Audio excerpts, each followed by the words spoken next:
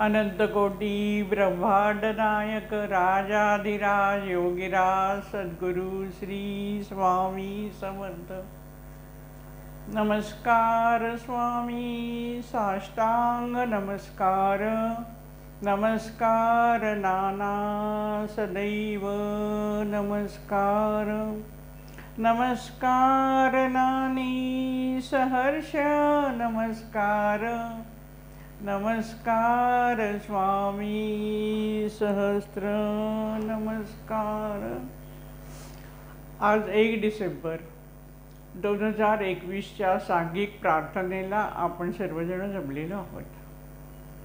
श्री स्वामी समर्थांचं अनंतकोटी ब्रह्मांड नायकाचं स्मरण करण्यासाठी, स्तुती करण्यासाठी, भक्ती करण्यासाठी आणि त्याच्या चरणी विनम्र भावे शरण जाण्यासाठी आपण सर्वजण इथे अत्यंत आनंदाने एकत्र जमलेलो आहोत। श्री अनंतकोटी ब्रह्मांड नायकाचे आपण उपासक आहोत, त्याची आपण भक्ती करतोय आणि म्हणून आपले नाना म्हणत असत की समर्थांची भक्ती समर्थ होऊन करा। स्वतः या भक्तीने समर्थ झालं पाहिजे आणि म्हणून महाराजांच्या चरणी केवळ याचना करणारे याचक किंवा हीन दीन होऊन आम्ही प्रार्थना करत नाही, तर आम्ही समर्थ होऊन प्रार्थना करतो। समर्थ होऊनही आम्ही स्वामी चरणी अत्यंत लीन आहोत। आम्ही स्वामी समर्थांचे दास म्हणून काम करतो। तर दास कसा, तर जसा मारुती श्रीरामाचा दास होता, दास सर्वोत्तमाचा। मारुतीकडे प्रचंड बुद्धिमत्ता होती, महान शक्तिशाली होता, सर्व गुण संपन्न होते। असं असताना देखील पूर्णपणे अहंकार रहित राहून मारुती श्रीरामाच्या चरणी दास म्हणून कायम राहील। अशा पद्धतीने आम्हाला महाराजांची, स्वामी समर्थांची सेवा करायची आहे। मारुतीच्या चरित्रात एक कथा आहे। सीतामाई एकदा त्याला आपल्या प्रेमाने आपल्या गळ्यातली मोत्याची माळ काढून देते। मारुती ती माळ हातामध्ये घेतो, त्यातला एक एक मणी फोडून पाहतो आणि टाकून देतो, प्रत्येक मणी फेकून देतो। सीतामाईला खूप वाईट वाटतं, थोडासा राग येतो की ही माळ त्याला मी एवढ्या प्रेमाने दिली, ती गळ्यात घालायची सोडून ह्या मोत्याच्यातला एक एक मोती काढून मारुती हा मोती फेकून देतोय। आणि म्हणून सीतामाईंनी मारुतीरायाला प्रश्न विचारला की तू हे काय केलंस? त्यावेळेला मारुतीने सांगितलं की मला कशातच श्रीराम दिसला नाही कुठच्याही मण्यामध्ये, आणि म्हणून मला ती नको, म्हणून मी ती टाकून दिली आहे। सीतामाईने विचारलं असा राम कुठे आहे? त्यावेळेला हनुमंतांनी आपली छाती पडून आपल्या हृदयात असलेल्या श्रीरामाचं दर्शन सीतामाईला घडवलं। अशा प्रकारे जसा मारुतीला श्रीराम हृदयात बसवला मारुतीने, त्याप्रमाणे आपण स्वामींना आपल्या हृदयात बसवायचं आहे। आपल्या परमपूज्य नानांनी एकदा म्हटले आहे, हृदयाच्या पालखीत बैसविले स्वामीनाथ, हृदयाच्या पालखीत बैसविले स्वामीनाथ, पालखीती घेऊन या चाललो मी आनंदात। एकदा या हृदयाच्या पालखीमध्ये श्री स्वामी समर्थांना जर आपण बांधून बसवलं तर आपला संपूर्ण जीवन प्रवास अत्यंत आनंदाचा होतो। आणि हे करण्यासाठी आपल्याला आपल्या हृदयाचं जे सिंहासन आहे ते अत्यंत पवित्र करायचं पाहिजे, आणि त्यासाठीच आपण ही महाराजांची उपासना करत आहोत आणि या उपासना मार्गाने आपण जात आहोत। महाराजांच्या कडून आशीर्वाद प्राप्त करून त्या मार्गातून आपल्यात असलेले वाईट विचार, दुर्गुण, या सर्वांचा नाश करून आपल्याला गुणवंत व्हायचं आहे आणि त्यासाठीच आपण ही प्रार्थना करत आहोत. जनाबाईंनी जे म्हटलेलं आहे की माझा रंग तुझे गुणी, म्हणजे माझा जो रंग आहे त्या रंगाला तुझे सर्व गुण उतरू देत. भक्ती ही अशी करायची आहे की ईश्वराच्या ठिकाणी असलेलं तेज आपल्या ठिकाणी आपल्याला मिळवायचं आहे, आपल्यामध्ये आणायचं आहे. पण ईश्वराचं तेज खेचलं म्हणजे ईश्वराचं तेज कमी होत नाही. जसा आदित्य सूर्यनारायण ते सदैव फेकत असतो, तशी ही ईश्वरी शक्ती फेकत असते. फक्त आपली पात्रता किती त्यानुसार आपल्याला ते तेज प्राप्त होत असतो. आणि माझा रंग तुझे गुणी, आपण त्या आपला जो रंग आहे तो ईश्वराच्या तेजाने, ईश्वराच्या गुणांनी रंगवून टाकायचा आहे. अशा पद्धतीने या उपासना मार्गावर चालताना सातत्याने या गोष्टीत लक्ष ठेवायचे. केवळ प्रार्थना म्हणायची आहे की पहिलं हे म्हणायचं, मग ते म्हणायचं, ते म्हणायचं की झालं, असं नाही. प्रार्थनेतील प्रत्येक शब्दाचा अर्थ लक्षात घेऊन त्यानुसार जीवनात आपलं आचरण आपण घडवण्याचा प्रयत्न करायचा. इतक्या तल्लीनतेने आपण ही प्रार्थना करत असतो. आणि निश्चितच आपण हा अनुभव घेत आहोत की आपल्या आयुष्यात खूप बदल महाराजांच्या उपासनेने होत आहे, त्यांच्या कृपेने होत आहे. आणि म्हणूनच अधिक लोक या सांघिक प्रार्थनेमध्ये अत्यंत आनंदाने सहभागी होत आहेत. प्रार्थनेतून शक्ती प्राप्त करत आहोत आणि या शक्तीचा उपयोग फक्त आपलं जीवन सुखी करण्यासाठी नाही करायचा आहे, तर इतरांचं जीवनही सुखी करण्यासाठी आपल्याला पुढे जायचं आहे. हा प्रार्थनेचा, सांघिक उपासनेचा मुख्य हेतू आहे, हे लक्षात घ्या. इतकं अनन्यसाधारण महत्त्व या प्रार्थनेला आहे. विनम्र होऊन महाराजांची भक्ती करायची आहे. विनम्रता जिथे जिथे आहे तिथे आपोआप सगळे अवगुण हे ते दूर जातात. तरच माणूस विनम्र होऊ शकतो. आणि म्हणून दास होऊन, समर्थांचे दास होऊन आपण उपासना करायची आहे. कृपा पात्र होऊन व्हा भाग्यवंत, असं नाना म्हणतात. कृपा पात्र व्हायला पाहिजे. कृपे वाजुनी जन्म हा व्यर्थ आता, नमस्कार साष्टांग स्वामी समर्थ. तुझी कृपा परमेश्वरा, तुझी कृपा जर असेल स्वामी समर्था, तुमची जर कृपा असेल तरच माझ्या या जीवनाला अर्थ आहे. कृपे वाचुनी जन्म हा व्यर्थ आता, नाहीतर माझ्या जीवनाला काही अर्थ नाही. मी जन्माला आलो आणि गेलो, त्याला काही अर्थ नाही आणि म्हणून ते जीवन व्यर्थ आहे.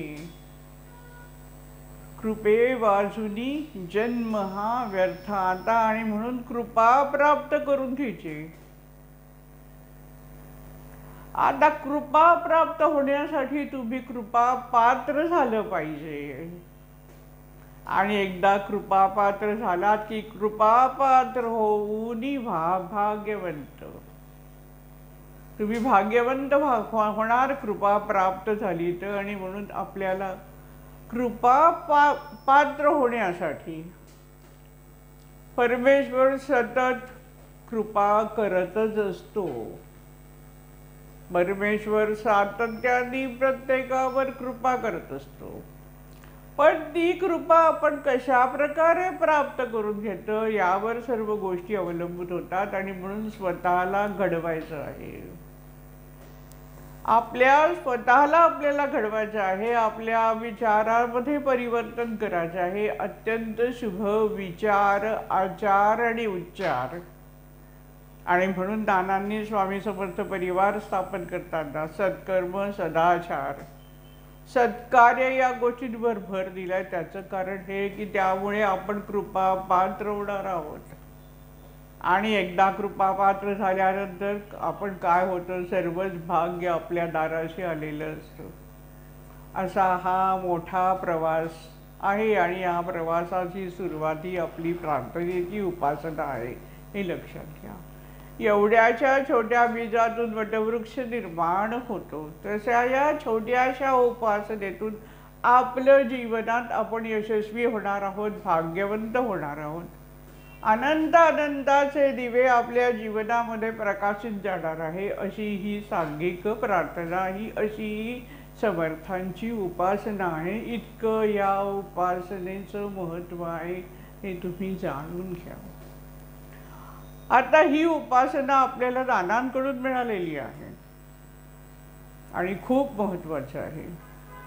उपासना कुणीतरी कुणाला काहीतरी सांगितली आणि मग आपण त्याप्रमाणे करत राहिलो. कोणीतरी सांगितलं, ह्यानी त्याला, त्यानी त्याला, त्यानी त्याला सांगून जर उपासना करत राहिलो तर त्या उपासनाचा फायदा होत नाही. उपासना अधिकारी व्यक्तीकडूनच तुम्हाला उपासना मिळायला पाहिजे. तज्ञ अधिकारी व्यक्तीच तुम्हाला मार्गदर्शन करते. त्यावेळेला तुम्हाला दिलेली छोटी उपासना देखील तुमच्या आयुष्यामध्ये पूर्ण परिवर्तन घडवू शकते, हे लक्षात ठेवा. आता एक छोटंसं उदाहरण म्हणून सांगते की का अधिकारी व्यक्ती पाहिजे. आध्यात्मिक अधिकारी व्यक्तीकडूनच तुम्ही कुठचीही उपासना घ्या आणि ती उपासना सातत्याने चालवा. व्यक्ती आध्यात्मिक अधिकारीच असली पाहिजे. कोणीतरी रस्त्यात भेटलंय, सांगितलं, ह्यानी केलं त्याला फायदा झालं, मी अमुक मंदिरात गेलो 11 वेळा आणि मला फायदा झाला, तर तुम्ही पण जा. दुसरा तिसरा चौथ्याला की लोकांची लाईन लागली त्या ठिकाणी. अशा पद्धतीच्या उपासनेला अर्थ नाही. तुम्हाला जो सद्गुरू लाभला आहे, त्या सद्गुरूंनी तुम्हाला जी उपासना दिली आहे, ती उपासना तुम्ही सातत्याने आयुष्यात करत राहा.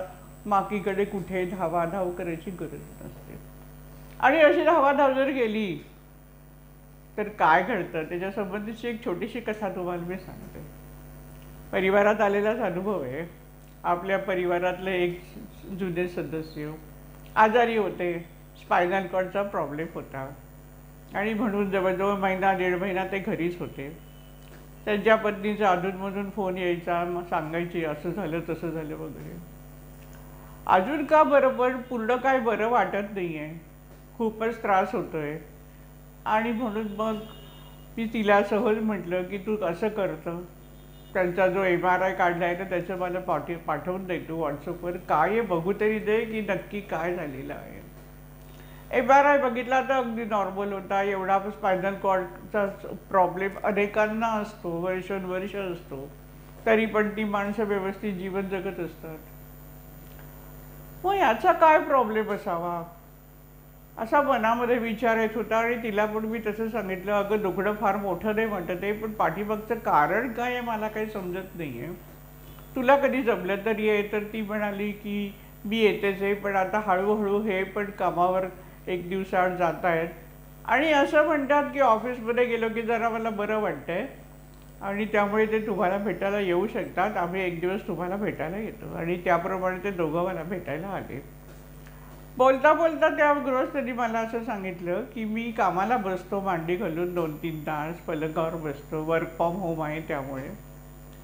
पण ऑफिसमध्ये जर मी गेलो आणि तिकडे टेबल खुर्चीवर दिवसभर काम केलं तर मला त्रास कमी होतो.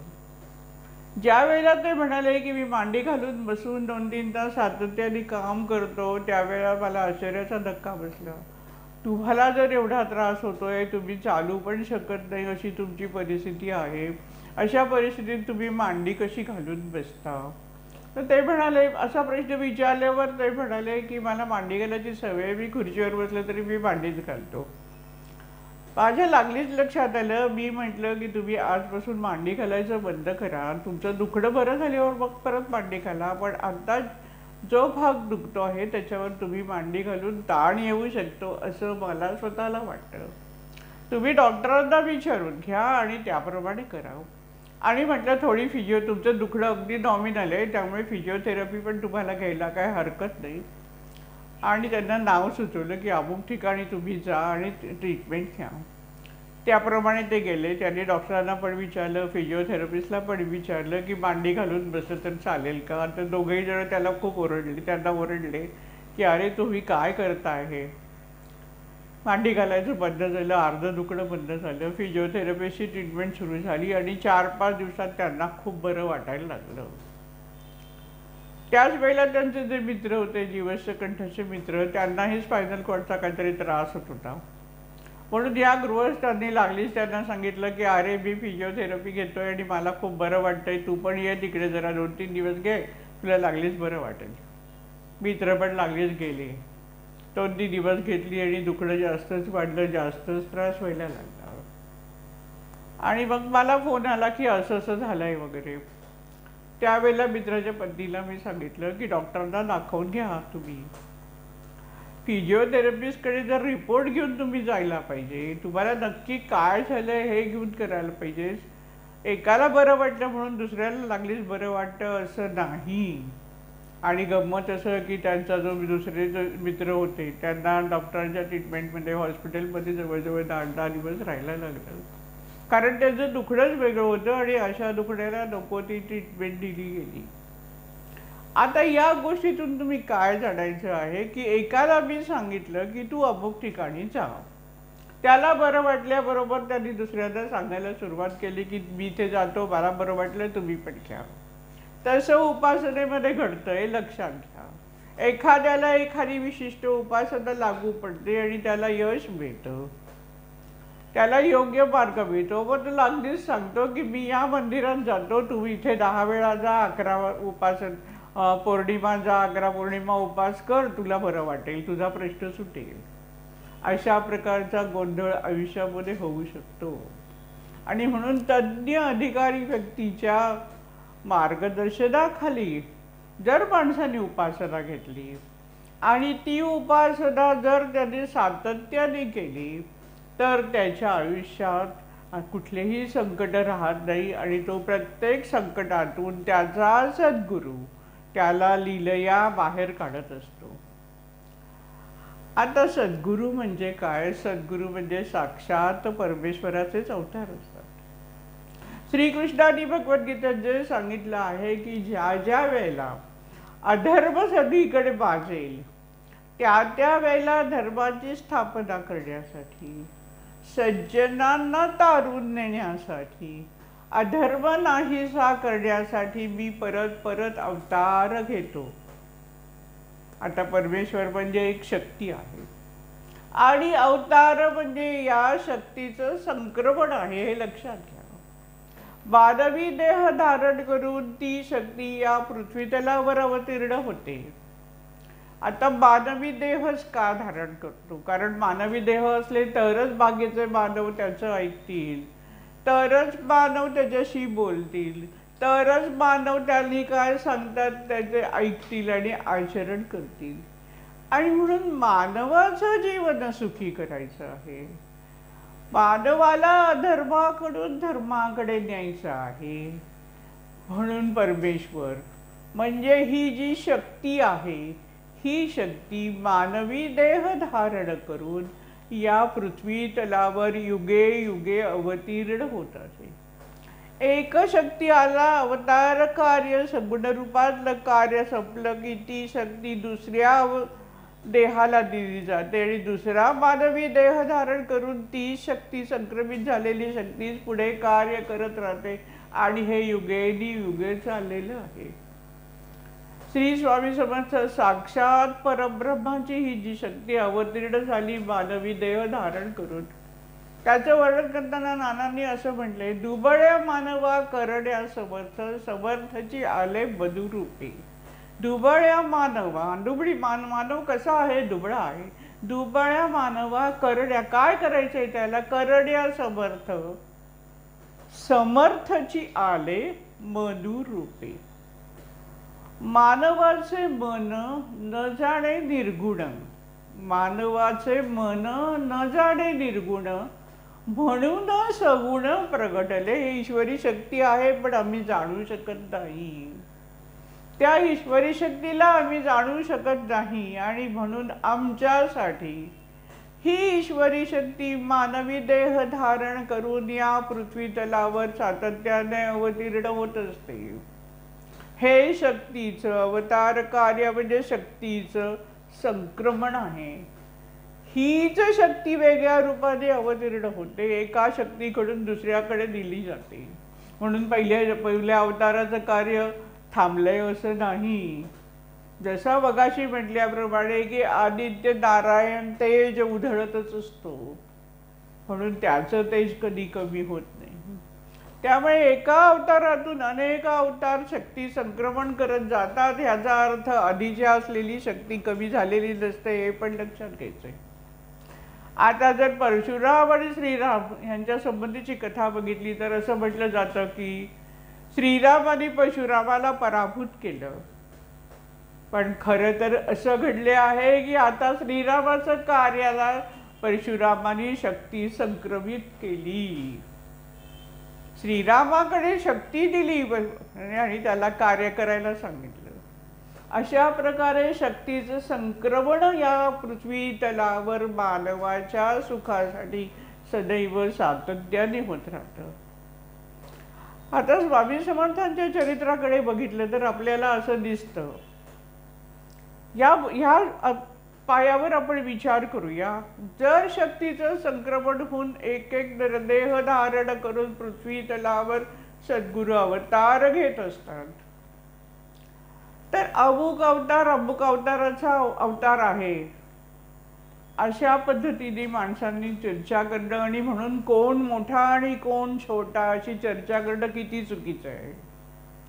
आता असं म्हटलं जातं की श्रीदत्ताचा अवतार श्री श्रीपाद वल्लभ, श्रीपाद वल्लभाचा नृसिंह सरस्वती आणि नृसिंह सरस्वती आणि पुढे स्वामी समर्थ म्हणजे दत्तात्रयाचा चौथा अवतार, अशा प्रकारची कथा सगळीकडे सांगितली जाते. सर्वसामान्य लोक कोण सांगताय ती अधिकारी आहे नाही न बघता त्यावर विश्वास ठेवतात. म्हणजे स्वामी समर्थ दत्तात्रयाचे चौथे अवतार आहेत असं मानलं जातं. म्हणजे दत्त हा वरचा याचा नंबर 1, श्रीपाद वल्लभांचा नंबर 2, श्री नृसिंह सरस्वतीचा नंबर 3 आणि स्वामी समर्थांचा नंबर 4 असा लोक अर्थ लावतात आणि अशा पद्धतीचा फोटो काढतात आणि त्या फोटोंची पूजा होते. पण हे कितपत बरोबर आहे असं मला स्वतःला पडलेला प्रश्न आहे आणि म्हणून प्रश्न तुमच्या पुढे मांडलाय. लोकांनी विचार करायचा आहे.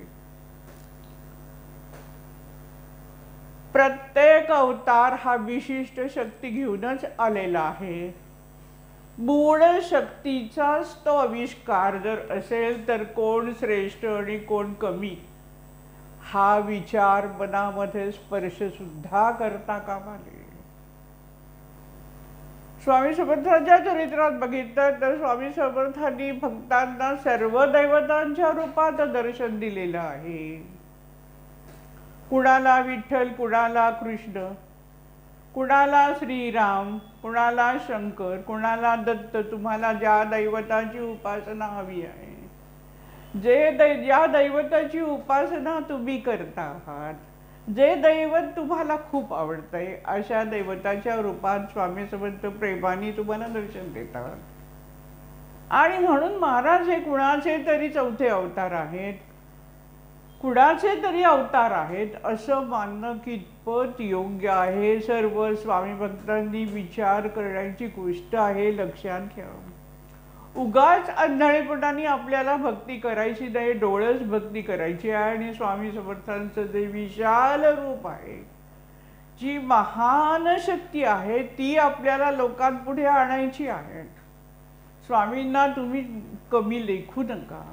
कुठेतरी पादुकांमध्ये मूर्तीमध्ये एका विशिष्ट स्थानामध्ये त्यांना बांधून ठेवू नका. चराचर सृष्टीला व्यापून उरलेली ही जी शक्ती जी आहे, चराचर सृष्टीला व्यापून राहिलेली ही जी शक्ती आहे, या महान शक्तीचे आपण उपासक आहोत. अशा शक्तिशाली महादैवताची करावीच भक्ती अतिदृढतेची. अतिदृढतेने या महाशक्तिशालीची आपण पूजा करूया असं दादांनी आपल्याला सांगितलं आहे. आणि त्या मार्गानेच आपण जात आहोत आणि त्यासाठी आपण इथे उपासनेला बसलेलो आहोत. ज्याप्रमाणे सागराचा प्रत्येक बिंदू, नदीचा प्रत्येक पाण्यातला एक एक बिंदू समानच असतो, तेजाचा प्रत्येक बिंदू समानच असतो, तसे सगळे जे ईश्वराच्या एका शक्तीचे सगळे अवतार आहेत ते सर्व समान आहेत. हा भाव दृढ करून भक्ती मार्गाने गेलं तर खरी ती डोळस भक्ती होऊ शकते असं मला वाटतं. आणि ही शिकवण नानांनी आपल्याला दिली आहे की पूर्ण अभ्यास करून भक्ती करा, जाणून घ्या, महाराजांची शक्ती जाणून घ्या. आता हे सद्गुरू अवतीर्ण होतात, सद्गुरूच्या रूपात ईश्वरी शक्ती अवतीर्ण होते, ती कशासाठी? दुबळ्या मानवा करण्या समर्थ. आता समर्थ म्हणजे काय? की जो पारमार्थिक दृष्ट्या उच्च पदाला जाऊ शकतो तो समर्थ.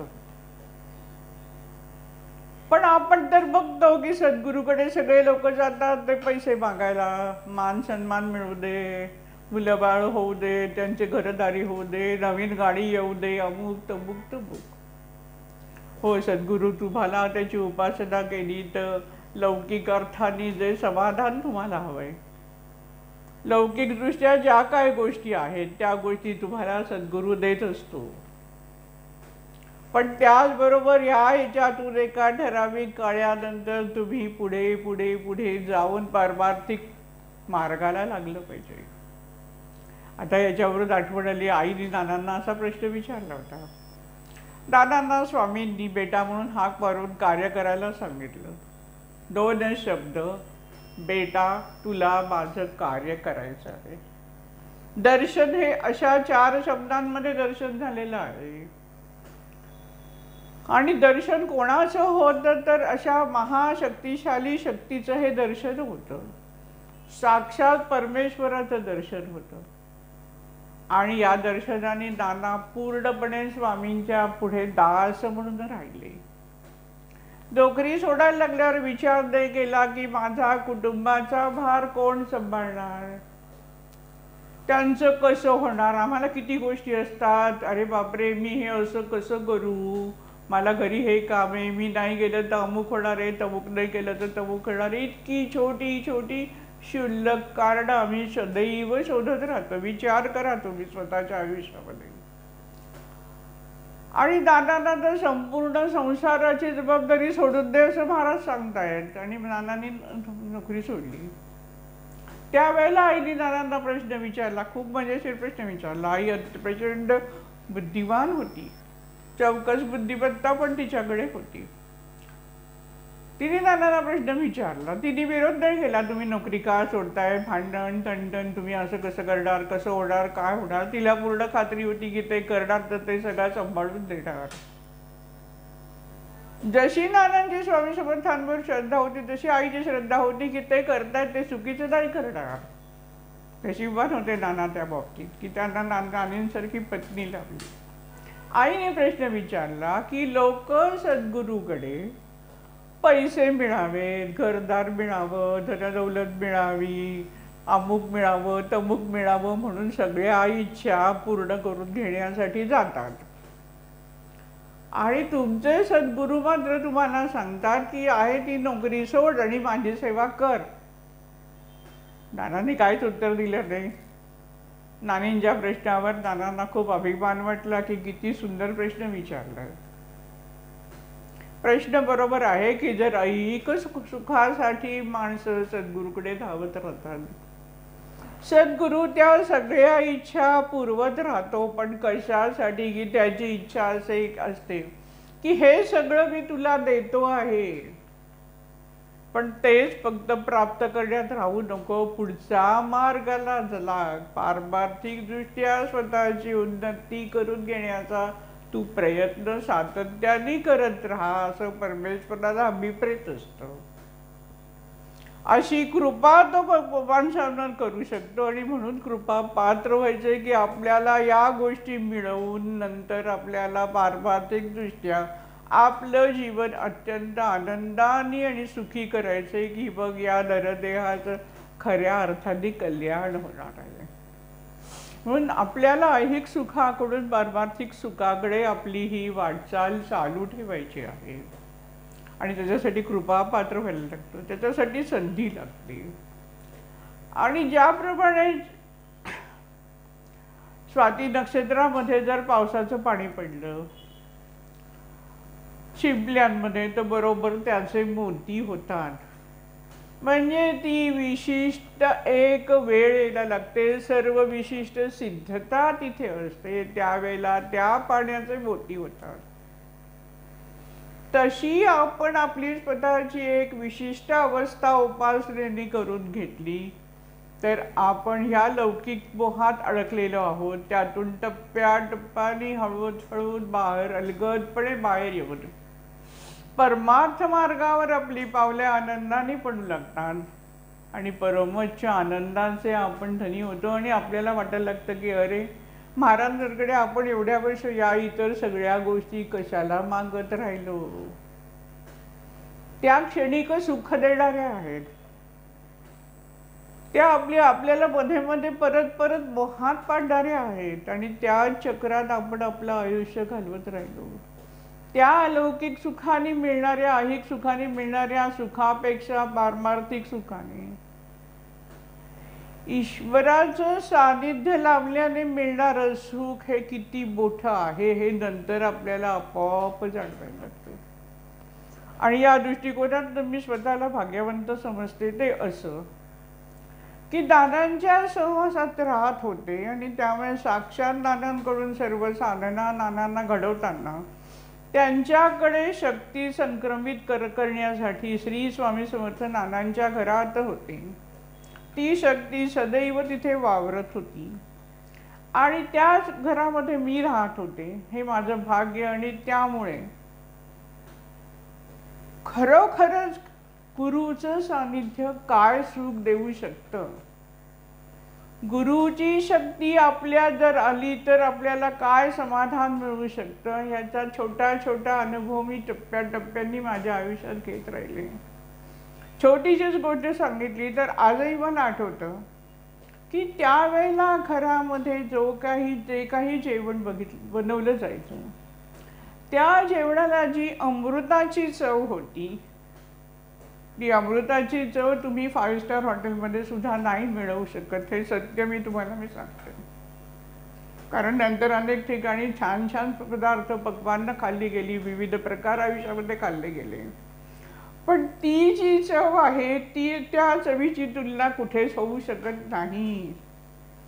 आणि मग आता शेवटी सुख कशात होतं की जे साधं जेवण होतं त्या जेवणातच खरं सुख होतं, त्याला अमृताची चव होती, कारण तिथे ईश्वरी शक्तीचा वास होता. आणि म्हणून ईश्वरी शक्ती सदैव आपल्या अवतीभोवती राहण्यासाठी आपण उपासना करत राहिलं पाहिजे आणि स्वतःची शुद्धी करत पाहिजे. आपण तर अवतीभोवतीचीच अपेक्षा करतोय. दादा तर म्हणतात हृदयातच बसवलंय स्वामींना आणि तेवढ्या ह्याच्यावर आपल्याला दादा हात धरून न्यायला तयार आहेत, लक्षात ठेवा. फक्त आपल्याला प्रयत्न करायचा.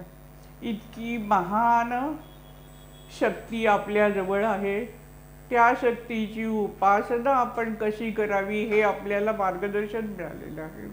पावलं फक्त आपल्याला टाकायची आहेत. मध्ये कुठे अडखळलं तर परत आपल्याला हात धरून पुढे नाना नेणारच आहेत, हे पण लक्षात ठेवा. सदैव दादांचं तुमच्याकडे लक्ष आहे, कारण दादा अत्यंत अधिकारवाणीने नेहमी सांगत असत की जो जो कोणी माझ्या संस्थेमध्ये येईल त्या प्रत्येकाची संपूर्ण जबाबदारी मी घेईन. त्याचे असलेले सगळे प्रश्न सोडवण्यासाठी मी महाराजांकडे जाईन, महाराजांकडे हट्ट करीन. कारण नाना स्वामींचे बेटा होते, मुलाचा हट्ट बाप पूर्ण करतोच आणि म्हणून नाना जे हट्ट करतील ते हट्ट स्वामी पुरवतात. आणि म्हणून नाना अधिकारवाणीने सांगत असत की तुमचे प्रश्न मी स्वामींकडे हट्ट करून सोडवून देईन. म्हणजेच दानांची शक्ती निर्गुण रूपामध्ये सदैव. आणि म्हणून आपण जर मध्येच कुठे थांबलो तर नाना परत फिरून आपल्याला परिवारात आणतात. हे तुम्हाला मी सांगते. आणि असे अनेक लोक आहे की ते 20 वर्षापूर्वी येऊन गेले, 25 वर्षापूर्वी येऊन गेले, नंतर आले नाही. ते परत फिरून परिवारामध्ये येतात, स्वामीभोधात येतात, भेटतात, बोलतात, मग जुन्या आठवणी सांगतात. नाना बरोबर त्यांना चुकलेल्या मार्गावरून परत या मार्गावर सातत्याने आणत राहतात.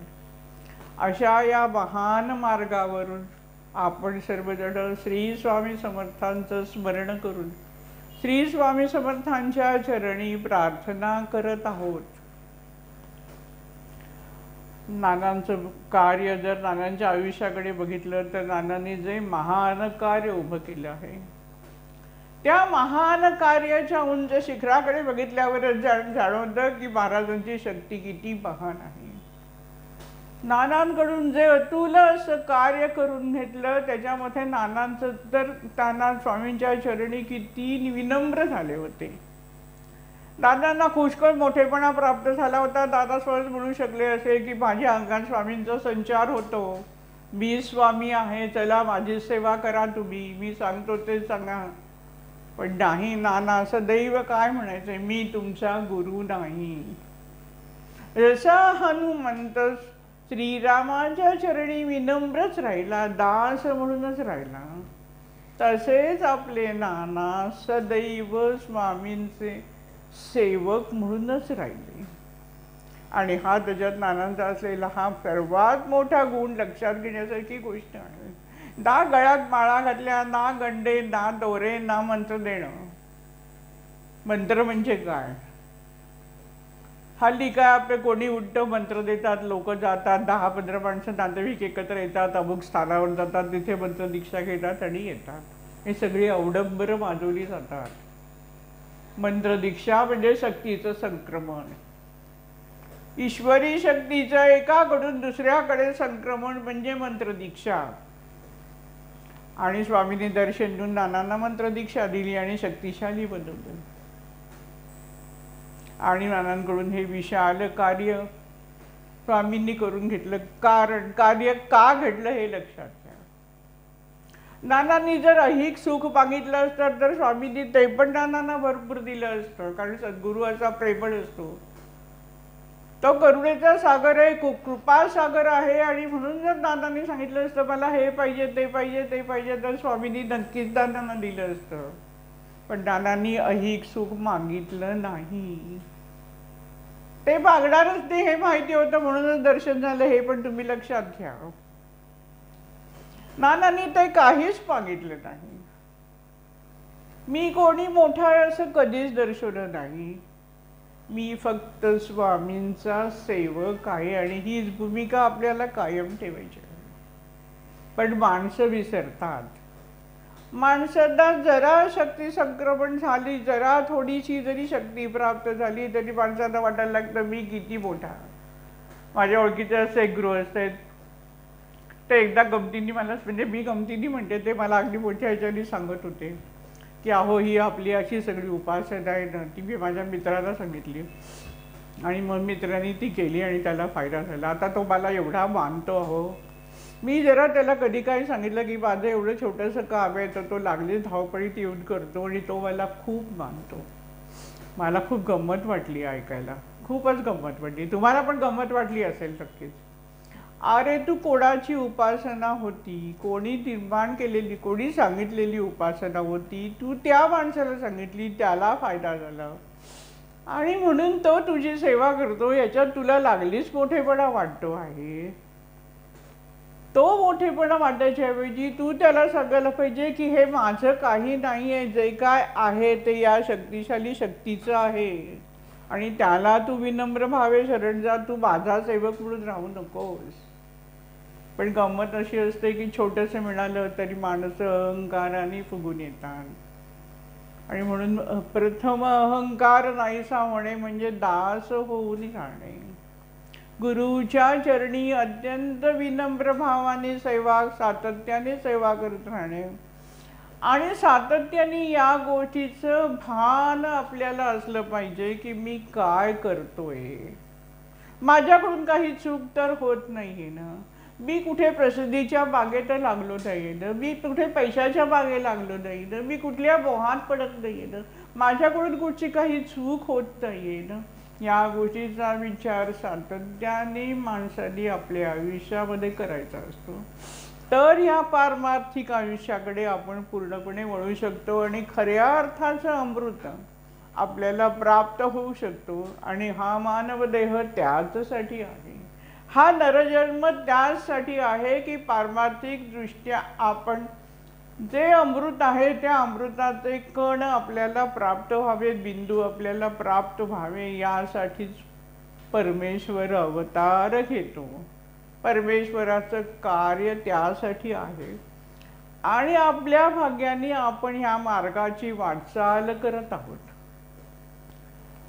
आता हा शक्तीचं संक्रमण होतं आणि म्हणून प्रत्येक गुरु त्याच्या शिष्योत्तमाला मोठं करतो. जसं दानांकडून मोठं कार्य करून घेतलं स्वामींनी, तसं प्रत्येक शिष्याला सद्गुरू मोठा करत असतो, कारण त्याच्यात त्याला आनंद असतो. आपल्या मठात घडलेली एक कथा आहे. आता त्याच्यावरून त्या कथेवरून वेगळा काहीतरी अर्थ तुम्ही काढू नका. सगळ्या गोष्टीचा व्यवस्थित अभ्यास करून भाग घेऊन आचरण करा. एकदा असं झालं की मठामध्ये एक दिवस सकाळी लोणावळ्यातच राहणारी एक महिला होती. सकाळी देवी दर्शनाला यायची, त्याप्रमाणे दर्शनाला आली आणि स्वामींचं दर्शन घेता घेता रडायला लागली. म्हणून तिथे असलेल्या सेवकांनी विचारलं की तुम्हाला काय झालंय? कोणी रडायला लागलं तर आपल्याला वाईट वाटतं. तसं त्या महिलेने सांगितलं की काही नाही, आता मी स्वामींना सांगितलंय की मी आता काय तुमच्या दर्शनाला येणार नाहीये, कारण माझं आता कॅन्सरचं ऑपरेशन आहे आणि डोक्यामध्ये तिथेच ब्रेनमध्येच प्रॉब्लेम झालेला आहे, त्यामुळे काही भाग काढून टाकणार आहे आणि सगळं चित्रविचित्र मी नंतर दिसणार आहे. जरी बरी झाली तरी मी चित्रविचित्र दिसीन आणि म्हणून मी तसा चेहरा घेऊन महाराजांच्या दर्शनाला येणार नाही, असं रडून त्या बाईंनी पुजाऱ्यांना सांगितलं. तेवढ्यात तिथे एक डॉक्टर आले. लागलीच पुजाऱ्यांनी सांगितलं, त्या डॉक्टरांना परिचितच डॉक्टर होते, की अहो बघा ही महिला अशी अशी म्हणते, तुमच्या माहितीत कोणी चांगले डॉक्टर असेल? पुजाऱ्याची बिचाऱ्याची इच्छा की या बाईला काहीतरी मदत करावी. त्या डॉक्टरांनी त्या महिलेला एक पत्ता लिहून दिला. पुण्यामध्ये शंकर महाराजांच्या मठाजवळ असलेला एक डॉक्टर, त्याचा पत्ता दिला आणि सांगितलं तुम्ही त्यांची पण भेट घ्या. ऑपरेशनला अजून वेळ आहे, तोपर्यंत हे औषध घेऊन तुम्ही बघा. आता त्या डॉक्टरांनी पण सांगितलं, कारण पुजारी सांगतोय काहीतरी मदत करा. ते स्वतः डॉक्टर होते म्हणून त्यांच्या परीने जे काय त्यांना करता येईल त्या करण्याच्या उद्देशाने त्यांनी तो पत्ता त्या महिलेला दिला. महिला लागलीच दुसऱ्या दिवशी तिथे गेली. त्या डॉक्टरकडे बरीच गर्दी होती आणि म्हणून महिलेने विचार केला की नंबर लावूया आणि आपण शंकर महाराजांच्या मठात जाऊन दर्शन घेऊया. आणि म्हणून ती महिला शंकर महाराजांच्या मठात दर्शनाला गेली. शंकर महाराज म्हणजे स्वामींचेच अवतार. तिथल्या असलेल्या समाधीवर तिने डोकं टेकलं आणि त्या क्षणी तिला असं जाणवायला लागलंय की कोणीतरी करवतीने आपल्या डोक्याचा विशिष्ट भाग काढून टाकतंय आणि रक्त घळाघळा वाढतंय, सैसेच झालं रक्त गळण्याचं. आणि म्हणून तिने डोकं उचललं आणि आपल्या यजमानांना म्हणाली की इथून कुठे रक्त येत आहे का? यजमान म्हणाले नाही. म्हणाली अहो मला तर असा भास झालाय की कापलं जातंय आणि रक्त येतंय.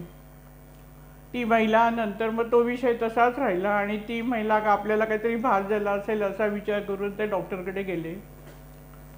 काहीतरी 15-20 दिवसाचं औषध होतं, ते औषध घेतलं. या महिलेने औषधाला घेण्याला सुरुवात केली. ऑपरेशनच्या पूर्वी जे काही परत चेकिंग करायचं त्या चेकिंग करण्यासाठी पण ती महिला गेली असताना जे रिपोर्ट आले ते रिपोर्ट सगळे नॉर्मल होते. आता ही सत्य कथा मी तुम्हाला सांगते.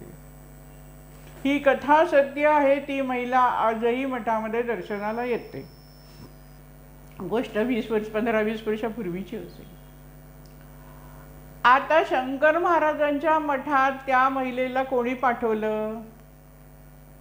महाराजांनी. महाराज तिला बरं करू शकत होते की ते करू शकत होते, तरी पण तिथे पाठवलं. का पाठवलं? तर शंकर महाराज आपला शिष्य, आपला अवताराकडून कार्य व्हावं. त्याला मोठेपण लाभावं अशी सद्गुरूची इच्छा, आई महाराजांची इच्छा. आणि म्हणून त्या महिलेला तिकडे पाठवलं आणि ती पूर्ण बरी झाली. सद्गुरू आपला जो शिष्योत्तम घडवतात तो आपल्या एवढी शक्ती त्याला प्रदान करतात, त्याच्यात त्यांना कमीपणा नाही वाटत. ते आमच्यासारखे क्षुद्र विचाराचे नाहीत. आम्ही किती क्षुद्र असतो. तुम्ही ऑफिसमध्ये अनेकांनी अनुभव घेतला असेल. मी घेतलाय अनुभव म्हणून सांगते की आपण एका विशिष्ट डिपार्टमेंटमधून दुसऱ्या डिपार्टमेंटमध्ये गेलो तर कामाचं स्वरूप जर वेगळं असेल तर तिथे असलेला जो सिनियर माणूस असतो त्याला जर आपण काही गोष्टी विचारल्या तर आपल्याला सगळं पूर्णपणे सांगत नाही, थोडं थोडं सांगतो, सगळं नॉलेज नाही द्यायचं. मग आपल्याजवळ काय राहणार, मग आपली मोनोपॉली काय राहणार, मग आपल्याला कोण विचारणार, अशा छोट्या छोट्या गोष्टीत माणसं अडकलेली असतात. आणि सद्गुरू स्वामी समर्थांनी मात्र काय केलं, स्वतः करू शकत होते तरी त्या महिलेला शंकर महाराजांच्या मठात पाठवलं आणि शंकर महाराजांकडून हा चमत्कार घडवून घेतला. सद्गुरू असा असतो. शक्तीचं संक्रमण होतं, ती शक्ती पुढच्या अवतारामध्ये आलेली असते हे लक्षात घेण्यासाठी ही कथा तुम्हाला सांगितली. आणि सद्गुरू अशा पद्धतीने आपल्या शिष्योत्तमाला पूर्णपणे शक्ती देत राहतो. प्रभाव सतत येत राहतो, असं नाही मध्ये खंडित झाला. आमच्या बऱ्याच वेळा आमचे वीज जाते, काय काय गोंधळ होतो.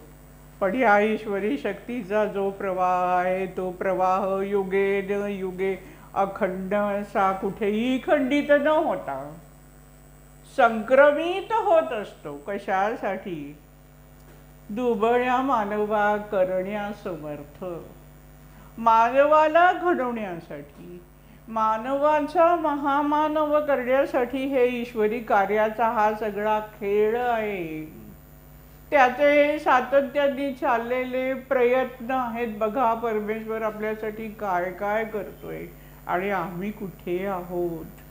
आम्ही किती छोट्या छोट्या गोष्टींचा विचार करत राहतो, किती छोट्या छोट्या गोष्टीत आमचं मन ओढत असतं, किती छोट्या छोट्या गोष्टींची मागणी आम्ही ईश्वराकडे करत राहतो. आणि म्हणून आपल्याला बदलायचं आहे. काय मागणं मागायचं आहे, मागणं एकच की तुझ्या चरणाशी ठेव बाबा आणि सांभाळ कर माझा, तुला सगळं समजतं आहे. या पात्रतेवर आपल्याला टप्प्याटप्प्याने या उपासनातून जायचं आहे की महाराज माझी सगळी काळजी घेणार आहेत आणि हे सत्य आहे. हे सत्य, हे अनुभव मी घेत आले म्हणून तुम्हाला अधिकारवाणीने मी सांगते की हे सत्य आहे. फक्त तुमच्या अंतःकरणात पूर्ण तेवढा विश्वास पाहिजे, तेवढी निष्ठा पाहिजे. आता हा विश्वास आणि निष्ठा मला नानांच्या जीवनचरित्रातून लागला. नानांचं जे संपूर्ण जीवन मला बघायला मिळालं त्या ह्याच्यातून मला हा विश्वास आणि निष्ठा लाभली. तुम्हाला ही नानांची जीवनचरित्र वाचून, नानांनी लिहिलेली पुस्तकं वाचून अशा प्रकारचा विश्वास आणि निष्ठा निश्चित प्राप्त होऊ शकते. But just try for that. आम्हाला ते काही नको असतं. आम्हाला माझा प्रश्न फक्त महाराजांनी सोडवावा आणि म्हणून मी महाराजांच्या दर्शनाला येते. याच्यासाठी माणसं धावत असतात, आयुष्यभर धावतच राहतात. स्थिर व्हा, स्थिर व्हा. माझ्यावर काय संकट आहे शांतपणे विचार करा. संकट येणारच. काही आपले कर्मभोग आहेत ते आपल्याला भोगायचे आहेत, पण महाराजांना समजतात महाराज ते लीला दूर करू शकतात असा विश्वास ठेवा. पूर्ण विश्वास आणि निष्ठा की महाराजांना सगळं समजतंय आणि महाराज या सगळ्या प्रश्नातून मला लीलया बाहेर देणार आहेत. या विश्वासाने आयुष्यातला प्रत्येक क्षण जगा ही खरी दानाने दिलेली उपासना आहे. आणि हे एकदा तुम्ही आचरण करायला लागल्यानंतर खरोखरच तुम्ही सुखाचे धनी होता. मुख्य माणसांना सगळे जे आजार निर्माण होतात, सगळे जे प्रॉब्लेम होतात त्याची कारण मुख्य काय असतं, डॉक्टर म्हणतात टेन्शन टेन्शन टेन्शन. बरोबर आहे ना, सगळे डॉक्टर सांगतात टेन्शन घेऊ नका म्हणजे बरं वाटेल, टेन्शन घेऊ नका बरं वाटेल. आता टेन्शन घेऊ नका म्हणजे काय करायचं आहे, सगळं महाराजांवर सोपवायचं आहे म्हणजे काहीच टेन्शन राहत नाही. आणि महाराज तयार आहेत, तेवढे ते शक्तिशाली आहेत. तेवढी पहा आपल्यासारखाच आपले असलेले छोटेसे प्रश्न ते लीलया सोडवू शकतात, एवढी महान शक्ती आहे. छोटासा पाण्याचा बिंदू आहे, त्याच्यावर सूर्यकिरण पडल्यावर क्षणात वाळून जाऊ शकतो तो. छोट्याशा किरणाने सूर्यप्रकाशाने पण तो वाळू शकतो. तसे आयुष्यातले आपले छोटे छोटे प्रश्न आहेत, फार मोठे प्रश्न नाही आहेत. मानस लिहिलं ते प्रश्न दूर करून टाकतात. सोडवण्याचा प्रश्न येतच नाही. मी तर नेहमी सांगते तसं की संकट येण्यापूर्वीच महाराज संकटाला दूर वळवून टाकतात. फक्त अनन्य साधारण निष्ठा आणि तीच निष्ठा नानाने दाखवली. ती निष्ठा आपल्याला दाखवायची आहे. ती निष्ठा आपल्याला दाखवायची आहे की स्वामी समर्थांचीवर माझी पूर्ण निष्ठा आहे. मगाशी म्हटल्याप्रमाणे की माणसाला अहंकार निर्माण होतो ज्या वेळेला त्याला अधिकार प्राप्त होतो. भक्तीने त्याच्याकडे शक्ती होते त्यावेळेला अधिकार प्राप्त होतो. आणि मग त्या अधिकारामुळे कधी कधी मान सन्मान मिळायला लागतो. तुमचा शब्द लोक ऐकायला लागतात आणि मग माणसाचा अहंकार वाढत जातो. आणि मग तो गुरुच्या चरणी लीन होण्याच्या वेळी तिथे अधिकारी वागू लागतो आणि मग संपूर्ण केलेली सेवा फुकट जाते. आणि म्हणून या बाबतीत माणसांनी खूप सावध राहण्याची गरज असते. रामकृष्ण परमहंसांचा एक भाचा होता. तो रामकृष्ण परमहंसांची आधी सेवा करायचा, पण रामकृष्ण परमहंसाचं नाव बरंच मोठं व्हायला लागलं. त्यांना प्रसिद्धी मिळू लागली. त्यांना वाटलं की रामकृष्ण परमहंसाला जर देवीची शक्ती प्राप्त झाली आहे तर ते मलाही देवीची शक्ती प्राप्त करून देऊ शकतात. आणि म्हणून तो रामकृष्ण परमहंसाच्या पाठीमागे लागला की मलाही तसं देवीचं दर्शन झालं पाहिजे. त्याचा बराच हट्ट असतो म्हणून महाराज त्याला ती देवीचं दर्शन घडवतात. आणि मग या हृदयाला असं वाटायला लागतं की आपण कोणतरी मोठा आहोत. आणि त्या हृदयाच्या हातातून अत्यंत चुकीच्या घटना घडायला लागतात. त्याचा अहंकार एवढा वाढतो की एक दिवस रामकृष्ण परमहंस अत्यंत आजारी होते आणि त्यांच्या पोटामध्ये जेवण जात नव्हतं. त्यावेळेला हा हृदय की ज्याने रामकृष्ण परमहंसांना प्रार्थना करून कालीमातेचे दर्शन घेतलेलं होतं, ज्याला रामकृष्णांनी कालीमातेचं दर्शन घडवलं, असा हा हृदय रामकृष्णांना म्हणाला की बघा तुम्ही काय स्वतःला मोठे समजता, तुम्ही तर हे जेवण पण घेऊ शकत नाही आणि मी बघा कसा खाऊन पिऊन छान राहतो. आहेत अशी म्हणणारी माणसं आहेत. आता हा हृदय त्यांना अशा पद्धतीने बोलला. अहंकार कुठे नेतो आणि कसं पापाचरण घडतं त्याचं हे उदाहरण. पुढे काय घडलं? या हृदयाच्या हातून एक फार मोठी चूक घडली आणि त्याला मंदिरातूनच्या कामातून निवृत्त करण्यात आलं. मग मंदिर सोडून त्याला निघून जायला लागलं. रामकृष्णांची सेवा करायला मिळत होती. सगळं आयुष्य पारमार्थिकदृष्ट्या प्रगती होऊन झाली असती आणि जन्माचं सार्थक झालं असतं, पण दुर्बुद्धी झाली. स्वामींच्या चरित्रात पण आपण सुंदराबाईच्या कथेमध्ये तेच बघतो. महाराजांचा प्रसाद करण्याचं, महाराजांना जेवू घालण्याचं भाग्य सुंदराबाईला मिळालेलं होतं. पण म्हणतात ना की माणसाची बुद्धी कशी फिरते आणि ही बुद्धी फिरू नये म्हणून दास होऊन राहणं हे लक्षात घ्या. म्हणून विनम्र भाव सातत्याने जागृत ठेवणं हे उपासनेमध्ये गरजेचं आहे. सुंदराबाईच्या हातून काय घडायला लागलं? पैशाचा मोह वाढत गेला. लोक तिचे शब्द मानायला लागले. ती देणार तेच महाराज खाणार आणि त्यामुळे तिला सांगत की आम्ही तुला एवढे पैसे देतो, माझं ताट महाराजांना खाऊ घाल. आजही अशी माणसं आहेत गंमत म्हणजे. का माणसं मोहात पडतात मला कळत नाही. तुम्ही श्रद्धेने महाराजांसाठी बनवलात पदार्थ तरी महाराज तो ग्रहण करतात हे लक्षात ठेवा. तो त्यांच्या मुद्दाहून प्रसादाच्या ताटातच गेला पाहिजे असं नाही. पण गंमत आहे, माणसाला इतका स्वतःवर कृपा व्हावी इतका मोह, हा सुद्धा एक मोहच आहे. माझ्यावर सातत्याने महाराजांची कृपा होत राहावी आणि म्हणून माझाच नैवेद्य महाराजांना दाखवला गेला पाहिजे, हा पण मोहाचाच एक भाग आहे. हा पण स्वार्थ आहे असं मी म्हणेन. महाराजांना दुसऱ्या कोणाचा हातचा जर हवा असेल तर देऊ द्या, तर त्याला प्रसाद, माझाच प्रसाद दाखवा असा हट्ट कशाला? तुम्ही प्रेमाने महाराजांसाठी बनवा, मनाने महाराजांना अर्पण करा, तिथे ताट ठेवा महाराज स्वामींच्या समोर. महाराजांना तो पोचतोय. पण सुंदराबाईकडे ताट यायचं, सुंदराबाई ताट जेवणाचं ताट घेऊन जायची, जो जास्त पैसे देईल त्याचंच भोजन महाराजांना द्यायची. आणि शेवटी एक दिवस असं झालं की सकाळी जे ताट आलं होतं त्या गृहस्थांनी बरेच पैसे दिले होते आणि म्हणून रात्री ते सकाळी आलेलं जेवण तिने महाराजांना भरवलं. आता याच्यात चूक देणाऱ्याची पण आहे आणि करणाऱ्याची पण आहे, लक्षात ठेवा. माणसेच माणसांना बिघडवतात. भक्ती मार्गामध्ये ही सगळी गंमत. सुंदराबाईला मोहात पाडलं, पैशाच्या मोहात ती पडली, ही चूक आहे. पण तिला मोहात कोणी पाडलं? आणि म्हणून कधी कोणाला मोहात पाडू नका. मी तुला एवढं देतो, मला तू जवळ जाऊन दर्शन दे.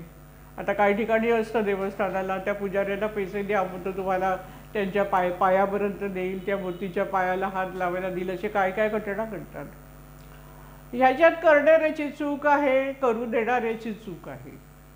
तर सुंदराबाई मोहात पडत गेली आणि सकाळी जे जेवणाचं ताट वाढून आणलं होतं ते शिळं झालेलं संध्याकाळी महाराजांना भोजनाला सुंदराबाई देण्यापर्यंत तिची बदल गेली.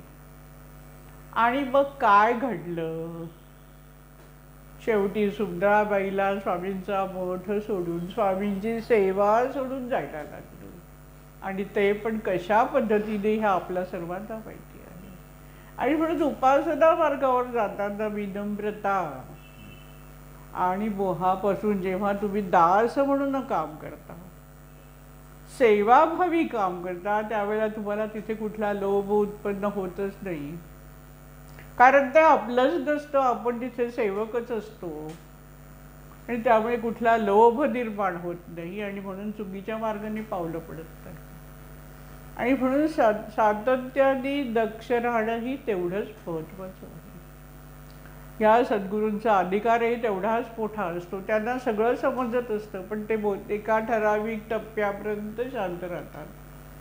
आणि जो चुकला आहे त्याला अलगदरित्या स्वामी समर्थ लांब करतात, हे लक्षात घ्या. मी हा संस्थेत अनुभव घेतलेला आहे. जी जी व्यक्ती त्रासदायक ठरते आहे संस्थेच्या कार्याच्या दृष्टिकोनातून, त्या त्या व्यक्तीला श्री स्वामी समर्थ अलगदरित्या लांब ठेवून देतात. हा वर्षानुवर्षाचा अनुभव आहे. काही वेळेसाठी फार मोठं काही बोलाय आपल्याला काही करायला लागत नाही. महाराज आपल्यावर असलेलं संकट जसं लीलया दूर करतात, तेव्हा ही जी संस्था आहे या संस्थेच्या कार्यामध्ये येणारं संकट देखील महाराज सहजरित्या, असे अनेक अनुभव आहेत पण ते सांगणं योग्य नाही म्हणून सांगत नाही. पण असे अनुभव आहे की महाराज अशा व्यक्तींना अलगद लांब ठेवतात. कारण सुधारण्याच्या पलीकडे गेलेली गोष्ट आहे, ही या जन्मात सुधारू शकत नाही हे महाराज जाणतात आणि तो मार्ग सोडून देतात. महाराजांची शक्ती महान आहे. म्हणजे राणीच्या श्रीमुखात देखील श्री स्वामी समर्थांनी मारले. आपल्याला कथा माहिती आहे. सावंतवाडीचे राजे, राणीला पायाचं दुखणं होतं आणि म्हणून महाराजांच्या भेटीला सावंतवाडीचे राजे येणार होते. तसं राजांनी कळवलं होतं. महाराजांनी जाणलं की आता राजे येणार म्हणजे त्यांच्याबरोबर त्यांचे सगळे बुजरे येणार, त्यांचा सगळा डामडौल घेऊन येणार होते. महाराजांना हे सगळं नको होतं. लक्षात घ्या तुम्ही, किती छोट्या गोष्टी आम्ही तर डामडौलातच च्या मोहातच कायम पडत असतो. महाराजांना हे सगळं काही नको होतं आणि म्हणून त्यांची परीक्षा पण घेण्यासाठी, राजाची परीक्षा पण घेण्यासाठी डोंगरावर जाऊन बसले.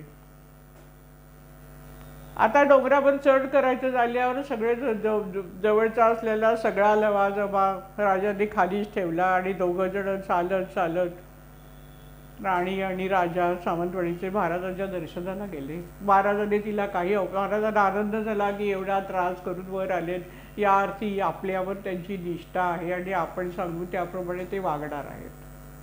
आणि म्हणून महाराजांनी राणीला काही औषधं सांगितली. औषधानंतर राणीमध्ये थोडा फरक पडू लागला आणि म्हणून ती अधूनमधून महाराजांच्या सेवेला येत असे.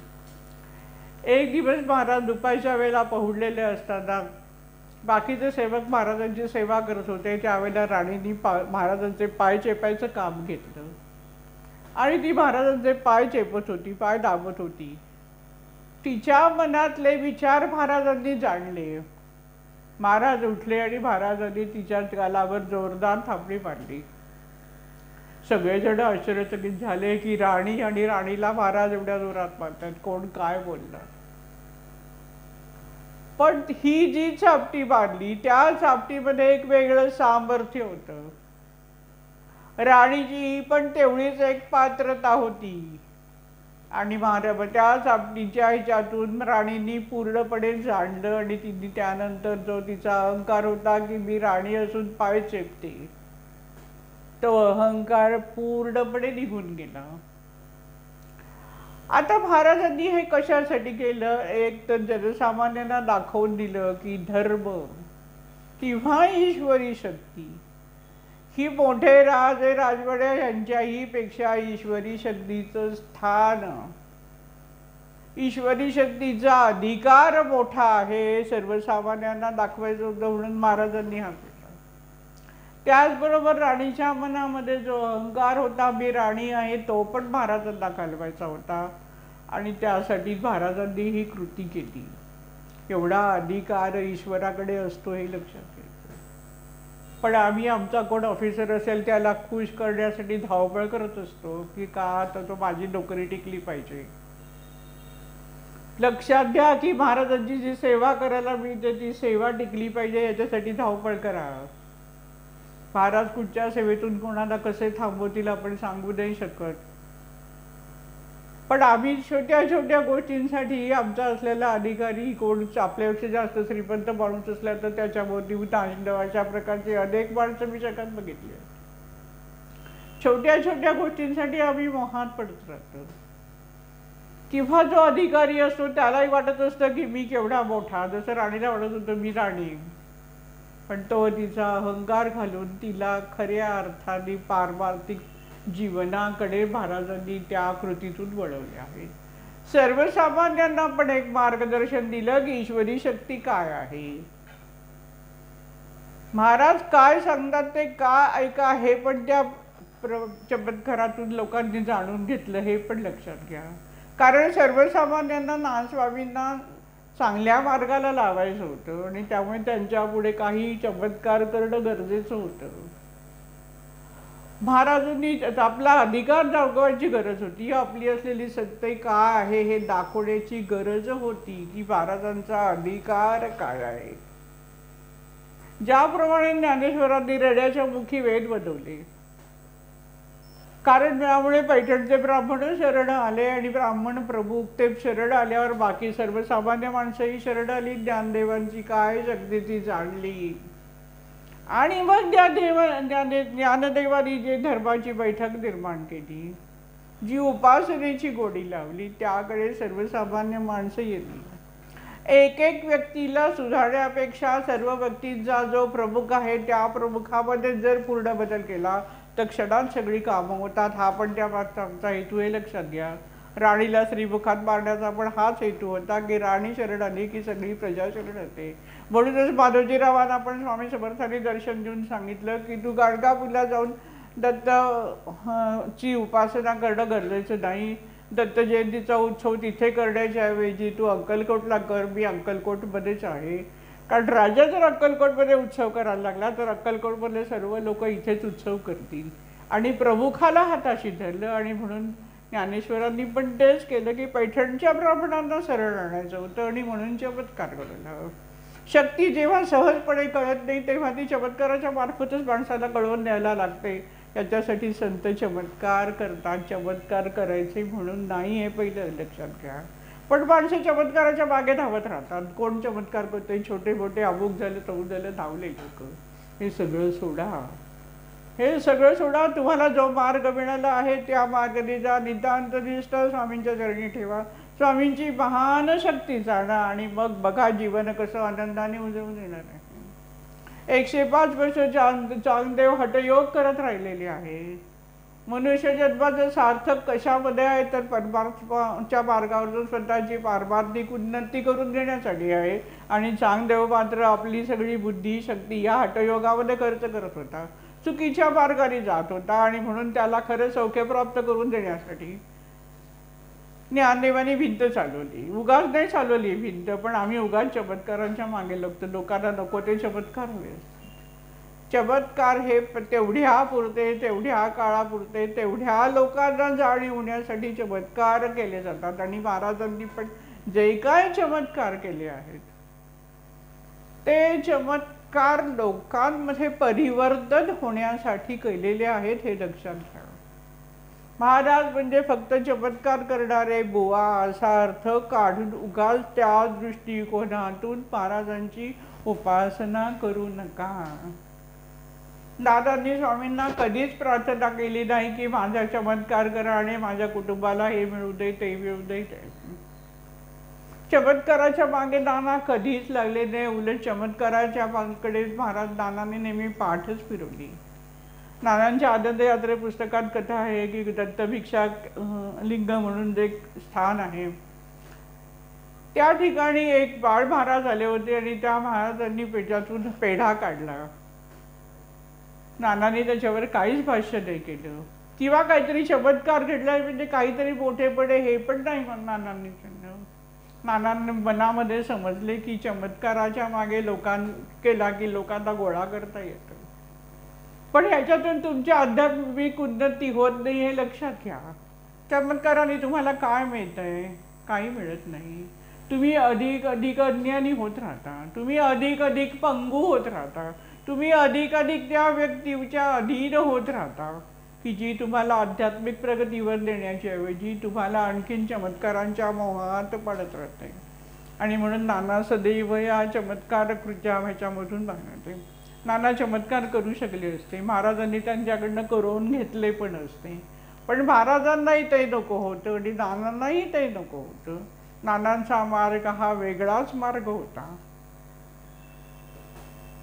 समाजाला समर्थ करणं, भक्ती मार्गात समाजाला एका उच्च पातळीवर नेऊन ठेवणं आणि त्या योगे सगळा समाज सुखी व्हावा हा मार्ग नानांनी निवडला होता.